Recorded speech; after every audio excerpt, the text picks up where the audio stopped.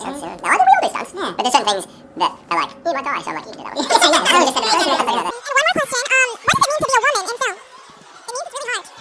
If you're a woman in television, it's really, really hard. Why is Brie Larson's costume green? Am I allowed to say that? I mean, it's kind of complicated. Like, don't you change your style as you grow and get older? It's like, whatever, man, it's the 90s, we know that. Where did Brie Larson grow up? I was born in Sacramento, but moved to Los Angeles when I was like 7 or 8, something like that. I don't really like when people ask that question, like, where are you from? Because then I say Los Angeles, and they go, it's crazy from Los Angeles. No, it's from Los Angeles. Like, oh, it's actually Sacramento. And I'm like, no, wait, I'm from Sacramento. Where did you grow up? I grew up, and I'm like, I don't know Sacramento. And they're like, it's just hard, you know. Did Brie Larson go to, we're never gonna know, go to college? No! Hello everyone, and welcome to the Rookie Critic YouTube channel. The topic of Brie Larson and Captain Marvel has been going on for a very long time now. People are getting tired of hearing about her, and I am definitely among them. However, there are so many intriguing events surrounding Captain Marvel that it just must be talked about. I don't outright hate Brie Larson, but I do find her to be quite an annoying public figure.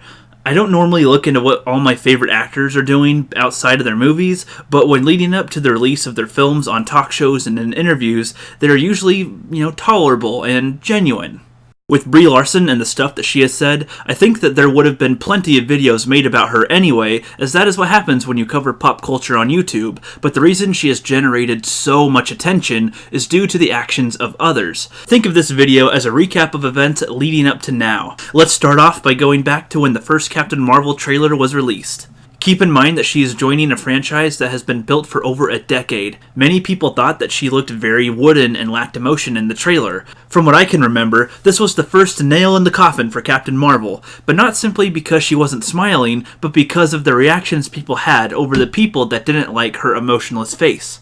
Articles were coming out saying that all these sexist trolls are attacking the first female-led MCU film. Some people thought that she should smile more, and others thought it is sexist of them and that they want to control her and that men don't get those criticisms, and somebody put smiles on posters of other superhero films to show how stupid it looks.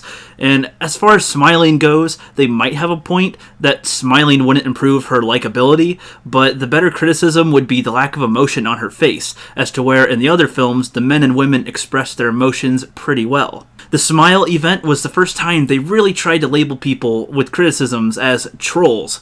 Though you could say that began with Ghostbusters 2016, but that is when it kind of started to catch fire. Not that much happened with it for a while until the Rotten Tomatoes catastrophe. I don't personally ever use Rotten Tomatoes, so I'm not sure how all of its functions on the website worked before, so please correct me in the comments if I say anything wrong here. Some people were going onto Rotten Tomatoes and review bombing Captain Marvel a while before its release and saying that the movie is bad.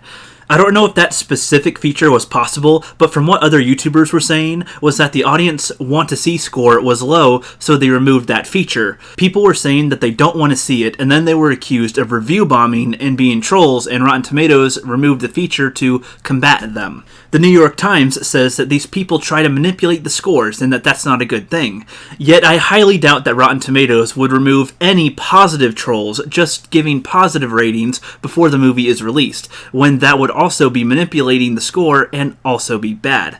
But that was only part of the Rotten Tomatoes drama. I couldn't find any specific article that touched on the positive Captain Marvel review bots, but EVS did a great video on it, so take it away, Caesar! I'm going to call this the Jack Nicholson in The Shining effect, except it's even creepier than that. Here's a guy, this is a nice review. I'll make it very simple and clear, says Michael Geyer. He's just a guy, he's Michael Geyer. Captain Marvel is really worth a watch. It's just entertaining and visually impressive, exactly what it was meant to be. Just keep this in mind, that it's an origin story, so don't go looking for an overstuffed, complex story. It's just a fun action movie that intro, okay? That's good. Well, I'm not going to bother reading the rest of it, but that's enough. Let's see what the next one says. Jojo C. Vincent.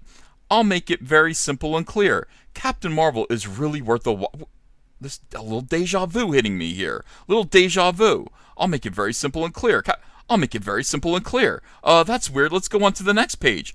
Some guy named Brandon Kiley. I'll make it very simple and clear. Captain Marvel is really worth a watch. Oh, that's weird. Here's a guy named Nathan... can we get a focus? Nathan Lalazerne. I'll make it very simple and clear. Captain... That's odd. Next page. Of course, there's even more to this mess, but I think that is enough for part 1. If you want to see a funny video about Rotten Tomatoes and Captain Marvel, then check out my tomato skits.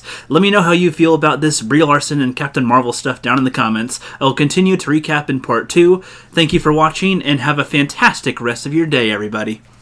Thanks for watching! If you liked the video, please like, share, subscribe, notify, or comment. You can contact me at the links to social media below. For more awesome content, check out the Fandom Collective YouTube channel, where my buddies and I rotate every week posting content. And while you're at it, check out these other rising content creators.